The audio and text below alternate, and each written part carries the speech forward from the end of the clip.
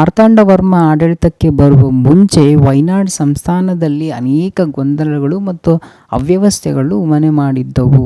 ವೈನಾಡಿನ ಅರಸನಾಗಿದ್ದ ರಾಮವರ್ಮನೆಂಬುವವನು ಅತ್ಯಂತ ದುರ್ಬಲ ಅರಸನಾಗಿದ್ದ. Dutch East India company ಅತ್ಯಂತ ಪ್ರಬಲ ಸೈನಿಕ ಶಕ್ತಿಯನ್ನು ಹೊಂದಿ ರಾಜಕೀಯ ಮಹತ್ವಾಕಾಂಕ್ಷೆಯ ಶಕ್ತಿಯಾಗಿತ್ತು. ಇದರ ಜೊತೆಗೆ ವೈನಾಡಿನ ಸುತ್ತಮುತ್ತಲ ಸಂಸ್ಥಾನಗಳು ಅತ್ಯಂತ ಬಲಿಷ್ಠವಾಗಿದ್ದವು ಸಹ. ಅಲ್ಲದೆ ವೈನಾಡಿನ ಪಾಳೆಗಾರರು ಸಂಸ್ಥಾನದ ಅಸಲಿ ಶಕ್ತಿಯಾಗಿ ರಾಜನನ್ನು ದುರ್ಬಲಗೊಳಿಸಿದ್ದರು. ತನ್ನ ಸೋದರ ಮಾವನೂ ಆಗಿದ್ದ ರಾಮವರ್ಮನಿಗೆ ತನ್ನ 10ನೇ ವಯಸ್ಸಿನಲ್ಲಿಯೇ ಮಾರ್ತಾಂಡವರ್ಮನು ತಮ್ಮ ಸಂಸ್ಥಾನದ ಶ್ರೇಯಸ್ಸಿಗೆ ಉಪಾಯವನ್ನು ಹೇಳಿಕೊಟ್ಟಿದ್ದನು. ಅದರಂತೆ ರಾಮವರ್ಮ ಮಧುರೈಯ ಪಾಂಡ್ಯರನ್ನು ಸಂಪರ್ಕಿಸುತ್ತಾನೆ.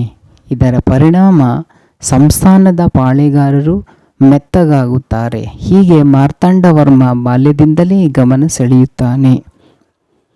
ರಾಮವರ್ಮನ ನಂತರ ತನ್ನ 24ನೇ ವಯಸ್ಸಿನಲ್ಲಿ ಮಾರ್ತಾಂಡವರ್ಮ ಪಟ್ಟಕ್ಕೆ ಬಂದನು.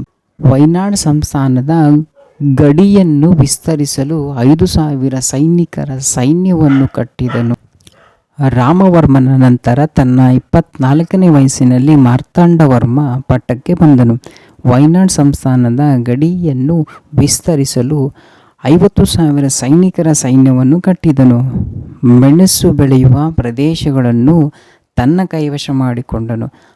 ಅದಾಗಲೇ ಕರಿಮೆಣಸಿನ ವ್ಯಾಪಾರದಲ್ಲಿ ಹಿಡಿತ ಸಾಧಿಸುತ್ತಿದ್ದ ಡಚ್ಚರನ್ನು ಸದೆಬಡಿಯಲು ಅನೇಕ ರಣತಂತ್ರಗಳನ್ನು ಮಾರ್ತಾಂಡವರ್ಮನು ಹೆಣೆದನು. ಸುತ್ತಮುತ್ತಲಿನ ಪಾಳೆಗಾರರು ಮತ್ತು ಸಂಸ್ಥಾನಿಕರನ್ನು ತನ್ನ ಹಿಡಿತದಲ್ಲಿಟ್ಟುಕೊಂಡು ಅವರನ್ನು ಡಚ್ಚರ ವಿರುದ್ಧ ನಿಲ್ಲಿಸಿದನು. ಕಾಯಂಕುಳಂ, ಕೊಚ್ಚಿ, ಪುರ್ಕಾಡ್ ಮತ್ತು ವಡ್ಕುಂಕೂರ್ ಸಂಸ್ಥಾನಗಳ ಜೊತೆಗೂಡಿ ಡಚ್ ಸೇನೆಯು ತಿರುವಂಕೂರಿನ ಮೇಲೆ ಆಕ್ರಮಣ ಮಾಡಿದಾಗ ಮಾರ್ತಾಂಡವರ್ಮನ ಪಡೆ ಡಚ್ ಕೋಟವನ್ನು ಸೋಲಿಸಿ ನೆಡುಮಂಗಡ ಮತ್ತು ಕೊಟ್ಟಾರಕರ ಎಂಬ ವ್ಯಾಪಾರಿ ಕೇಂದ್ರವನ್ನು ವಶಪಡಿಸಿಕೊಂಡಿತು. ಇದಲ್ಲದೆ ಮಾರ್ತಾಂಡವರ್ಮನು ನಾವೆಂದೂ ಮೆಣಸಿನ ವ್ಯಾಪಾರದ ಹಕ್ಕನ್ನು ಪರಕೀಯರಿಗೆ ಬಿಟ್ಟು ಕೊಡೆವು ಎಂದು ಡಚ್ಚರಿಗೆ ಖಾರವಾಗಿ ಪತ್ರವನ್ನು ಸಹ ಬರೆದನು. 1741ರಲ್ಲಿ ಡಚ್ ಈಸ್ಟ್ ಇಂಡಿಯಾ ಕಂಪನಿ ಕೊಟ್ಟಾರಕರ ಸಂಸ್ಥಾನವನ್ನು ಮುಂದಿಟ್ಟುಕೊಂಡು ತಿರುವಂಕೂರಿನ ಮೇಲೆ ಯುದ್ಧವನ್ನು ಸಾರಿತು. ಹೀಗೆ ಡಚ್ಚರ ಜೊತೆಗೆ ಸ್ಥಳೀಯ ಸಂಸ್ಥಾನಗಳೂ ಸೇರಿಕೊಂಡಿದ್ದವು. ಆದರೆ ಮಾರ್ತಾಂಡವರ್ಮನ ಸೈನ್ಯ ಆ ದಾಳಿಯಲ್ಲಿ ಸಮರ್ಥವಾಗಿ ಹಿಮ್ಮೆಟ್ಟಿಸಿತು. ಡಚ್ ಪಡೆಗಳು ಕೊಚ್ಚಿನ್ಗೆ ಹಿಂದಿರುಗಿದವು. ಆದರೆ ಡಚ್ಚರು ಸಿಲೋನಿನಿಂದ ಮತ್ತಷ್ಟು ಪಡೆಗಳನ್ನು ಕರೆಸಿಕೊಂಡು ಮಾರ್ತಾಂಡವರ್ಮನ ಮೇಲೆ ದಂಡೆತ್ತಿ ಬಂದರು. 1741ರ ಆಗಸ್ಟ್ 10ರಂದು ಕೊಳ್ಚಾಲ್ ಎಂಬಲ್ಲಿ ಮಾರ್ತಾಂಡವರ್ಮ ಮತ್ತು ಡಚ್ಚರ ನಡುವೆ 4 ದಿನಗಳ ಕಾಲ ಭೀಕರ ಕದನ ನಡೆಯಿತು. ಅಂತಿಮವಾಗಿ ತಿರುವಂಕೂರ್ ಸೈನ್ಯ ಯುದ್ಧದಲ್ಲಿ ಮೇಲುಗೈ ಸಾಧಿಸಿತು. 24 ಪ್ರಮುಖ ಡಚ್ ಅಧಿಕಾರಿಗಳು ಯುದ್ಧ ಕೈದಿಗಳಾದರು. ಡಚ್ಚರು ಅಪಾರ ಪ್ರಮಾಣದಲ್ಲಿ ನಷ್ಟವನ್ನು ಅನುಭವಿಸಿದರು.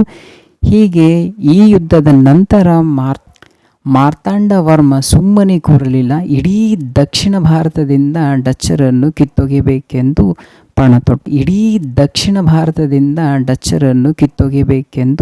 ಪಣತೊಟ್ಟ.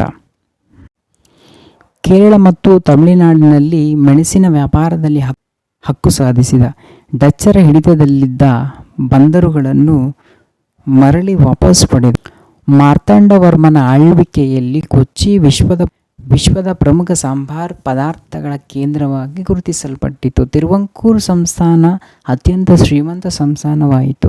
ಅಂತಿಮವಾಗಿ 1753ರಲ್ಲಿ ಆಗಸ್ಟ್ 15ರಂದು ನಡೆದ ಒಪ್ಪಂದದಲ್ಲಿ ಡಚ್ ಪಡೆಗಳು ತಮ್ಮ ಸಂಪೂರ್ಣ ಅಧಿಕಾರವನ್ನು ತಿರುವಂಕೂರಿಗೆ ಒಪ್ಪಿಸಿ ಶರಣಾದವು. ಹೀಗೆ ಮಾರ್ತಾಂಡವರ್ಮನ ಆಡಳಿತ ಭಾರತದ ಇತಿಹಾಸದಲ್ಲಿ ಪ್ರಮುಖ ಕಾಲಘಟ್ಟವಾಗಿ ಗುರುತಿಸಲ್ಪಡುತ್ತದೆ.